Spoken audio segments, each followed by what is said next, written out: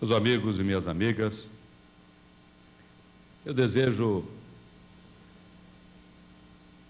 inicialmente agradecer o privilégio de fazer o encerramento deste painel. Quero cumprimentar o Dr. Uchoa e todos quantos ajudaram na organização desse 42º painel e quero me rejubilar de ter podido, enfim, participar deste encontro em todas as suas etapas. Era um antigo desejo que aqui em Angra dos Reis eu pude alcançar. E foi muito bom, porque confesso que obtive informações valiosas, certamente aprendi muito e pude desfrutar da convivência de todos os participantes. Uma convivência que também valorizo bastante, porque é sempre fundamental ouvir dos atores que estão construindo esta fase tão bonita nas telecomunicações brasileiras, suas opiniões, suas experiências, seus projetos.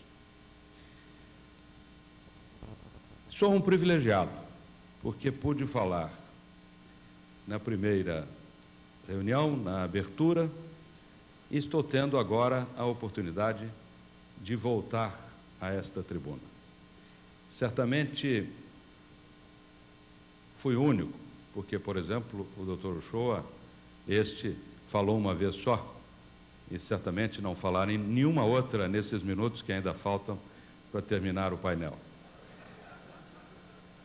Mas, aliás, eu me considerei um privilegiado quando soube que falaria 2 vezes. Mas agora vejo que foi, na verdade, uma maldade, porque me colocaram para falar depois de Jean-Paul Jacot, com esta sua palestra importantíssima, fruto mesmo da sua genialidade.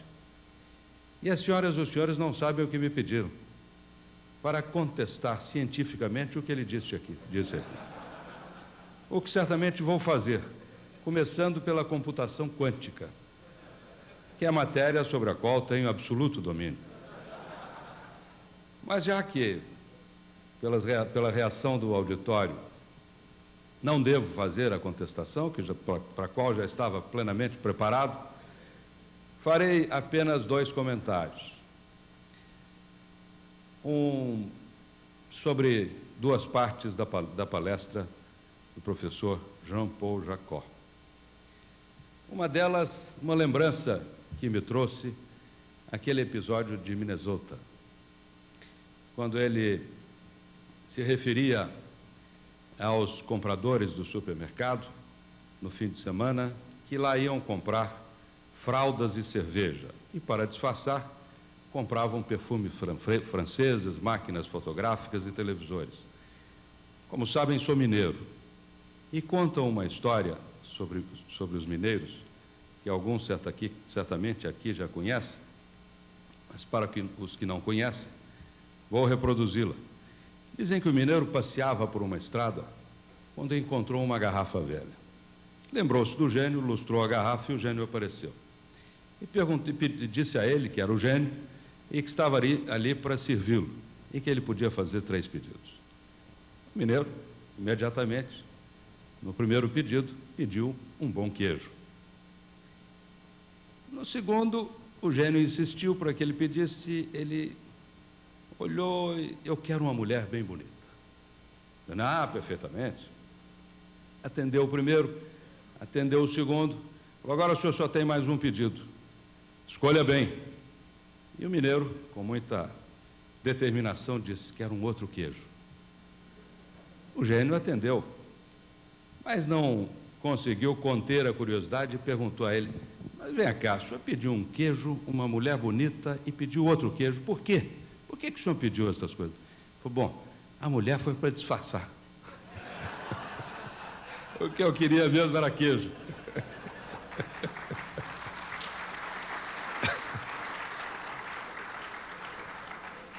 Mas quero manifestar um receio que tive também. Porque quando o professor Jacó resolveu ilustrar aqui a sua brilhantíssima palestra com aquele porta-retratos, com aquela primeira imagem tão bonita, e depois substituiu-a pela minha imagem, eu tive receio. Tive receio que algum engraçado no auditório dissesse que ele era um Midas ao contrário. Mas eu comentei isso com ele e ouvi coisa pior, porque ele me disse que se desculpou por ter usado a minha imagem sem autorização e sem saber que eu estava no auditório. Eu até achei um gesto generoso dele. E ele disse, porque se eu soubesse, eu teria usado uma fotografia de biquíni. Mas, na verdade, precisamos agora voltar a falar um pouco de coisa séria. E me pediram que falasse sobre desregulamentação. Vou falar um pouco sobre o tema dentro da visão que tenho e das preocupações que tenho. Primeiro quero dizer que, pessoalmente, sempre lutei e hei de lutar contra a burocracia. Acho que é algo danoso, que impede a ação das pessoas, que impacienta todos, e a desregulamentação está muito próxima da desburocratização. Mas gostaria de pedir que não se confunda desregulamentação com não regulamentação. Quando se quer desregulamentar, é porque há um processo de regulamentação que deve ser adequado. Nesse caso, na verdade, eu entendo desregulamentação como a adequação da regulamentação ao necessário para assegurar a todos os cidadãos os serviços de telecom com qualidade e preços adequados. Este é o objetivo. Tudo que se fizer além ou aquém disto pode produzir consequências negativas. Como é que podemos conseguir isto? Qual deve ser o limite, qual deve ser o objetivo desta desregulamentação? Ela deve estimular a competição, porque é através da competição que se pode fazer a defesa da ordem econômica. É através da competição que nós poderemos conseguir a interconectividade, a interoperabilidade, o compartilhamento, o controle da propriedade das empresas. Porque se não houver uma preocupação de disciplinar estes pontos, certamente todos perderão. Os operadores e, sobretudo, a sociedade. Quando se quer garantir a interconectividade, é porque nós queremos mais do que apenas o telefone, ou a interoperabilidade.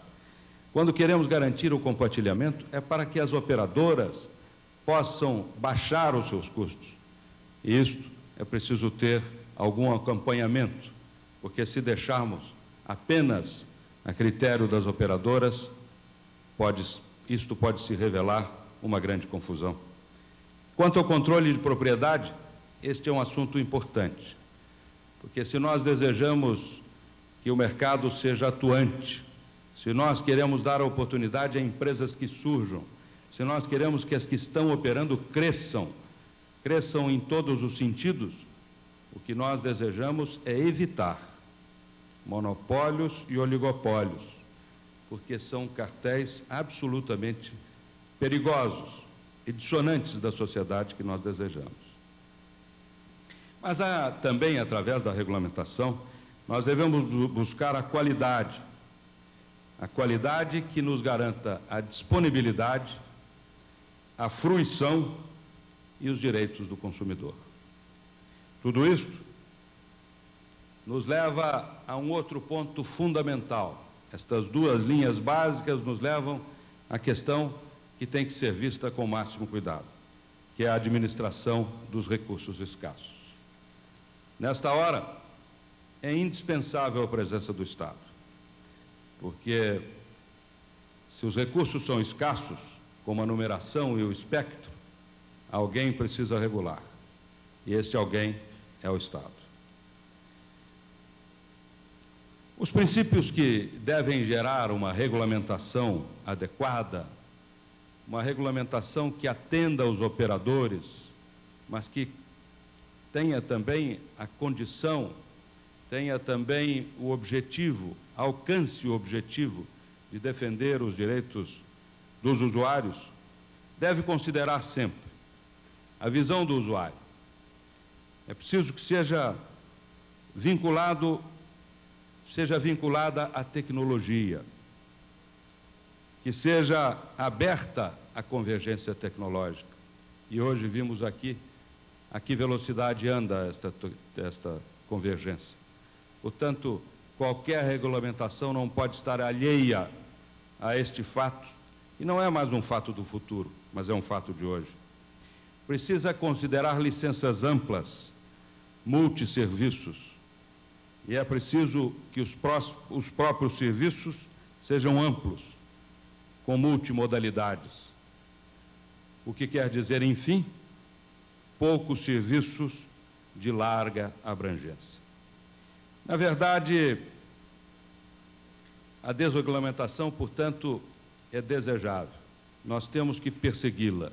Nós estamos caminhando nesta direção, mas é preciso sempre considerar estas questões postas aqui, para que a desregulamentação venha, seja o mais profunda que for possível, mas que não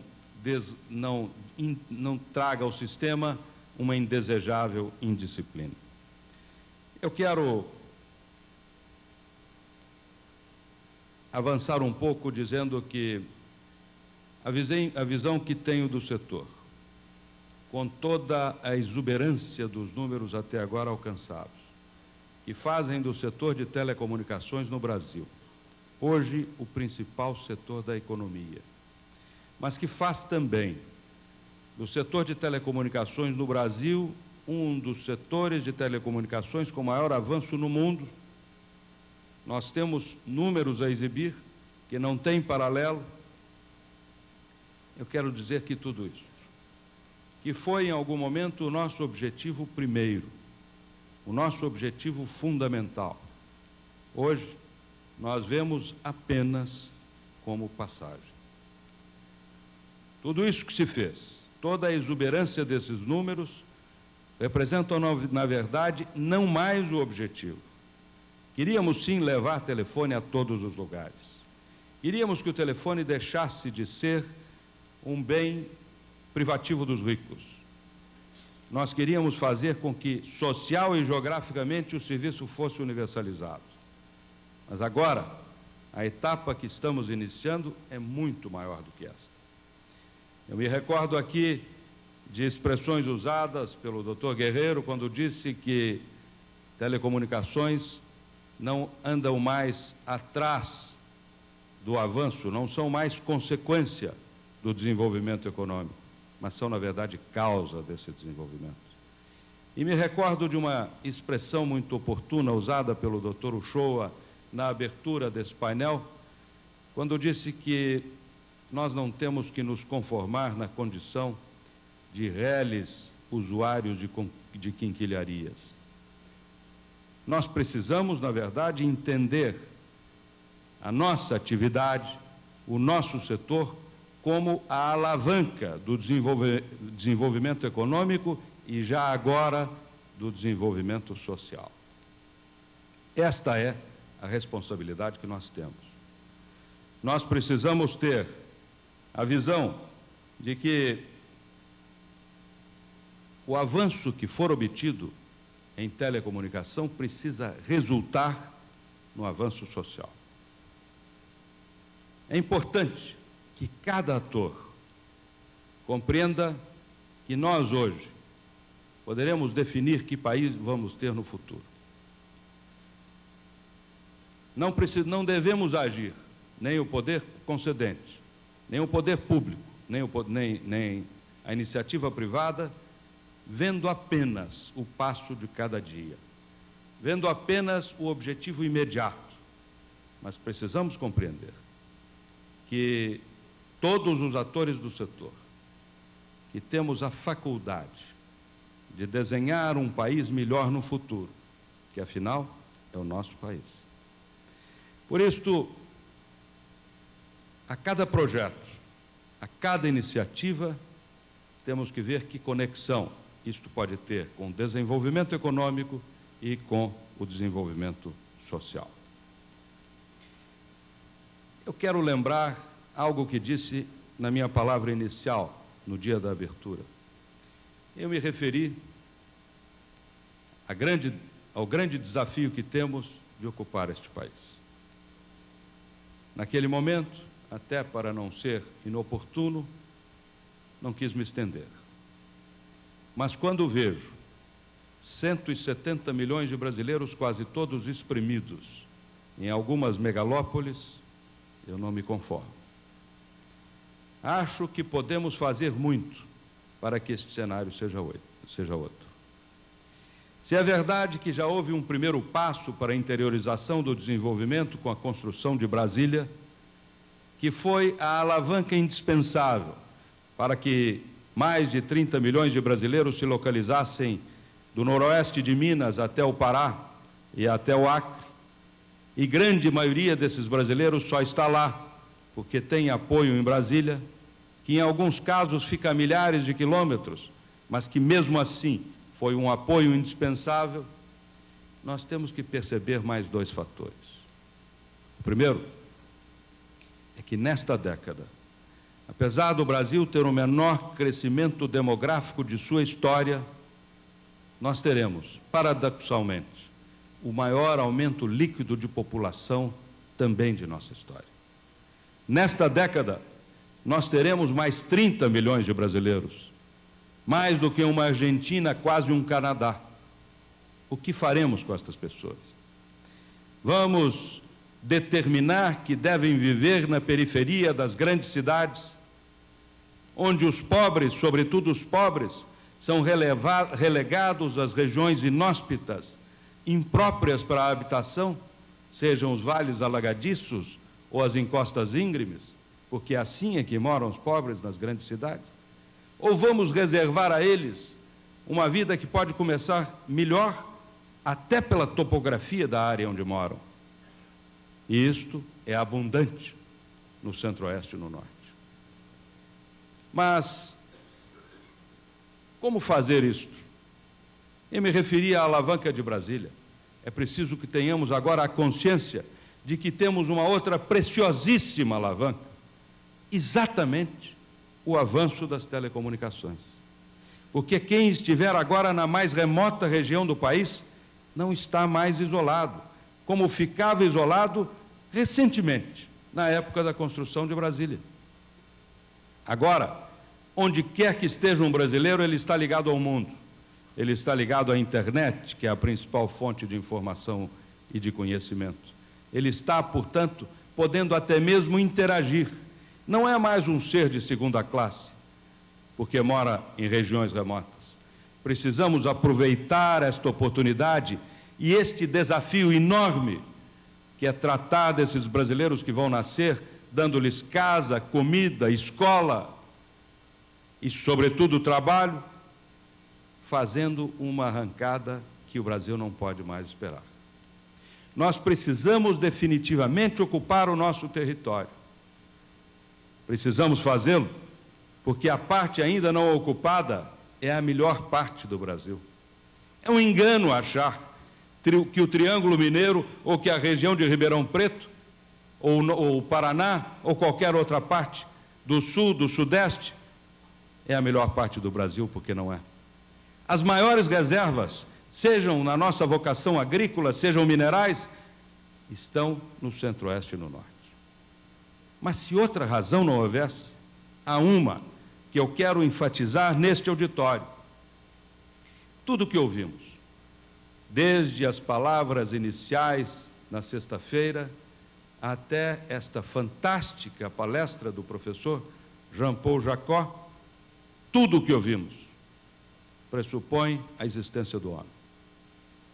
Tudo isto, para que exista o homem, pressupõe a existência da água.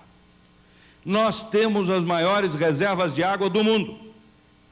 E essas reservas, a meu juízo, não estão garantidas para os brasileiros.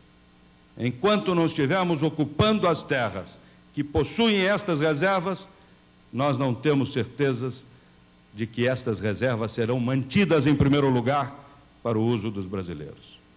Devemos atender a todos os que têm sede, mas não precisamos fazê-lo deixando brasileiros sequiosos.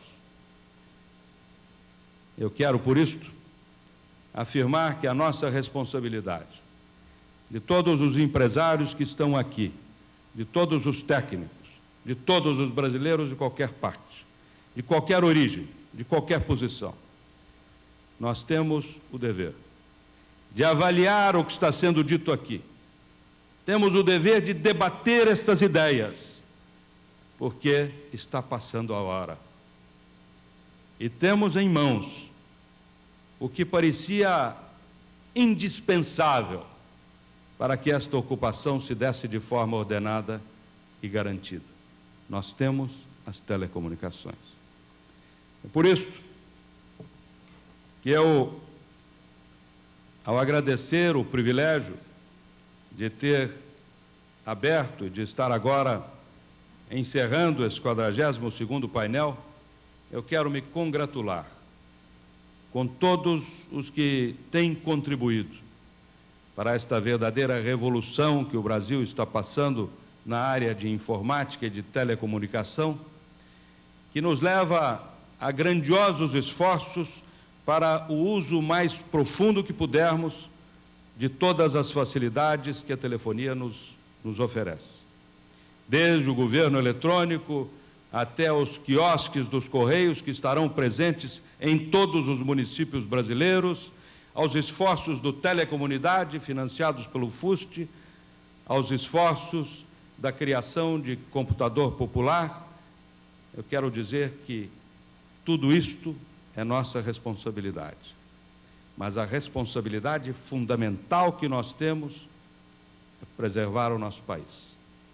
É garantir a nossa cultura, é garantir um padrão de vida para a nossa gente, e isto depende do nosso território. Vamos usá-lo corretamente, vamos usá-lo intensamente, mas sempre com uma enorme preocupação ecológica. É possível conjugar estas coisas.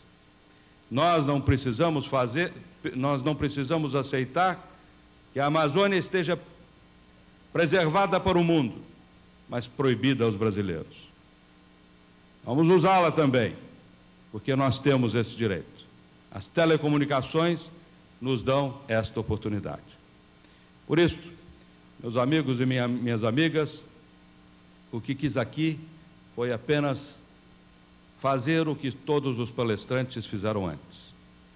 Eu quis trazer algumas ideias que provoquem o debate, que excitem as mentes de cada uma das pessoas que estão aqui, que possam, enfim, de algum modo, através do indispensável contraditório, facilitar o caminho que é o objetivo primeiro de todos os brasileiros: construir uma sociedade melhor para todos nós. Muito obrigado.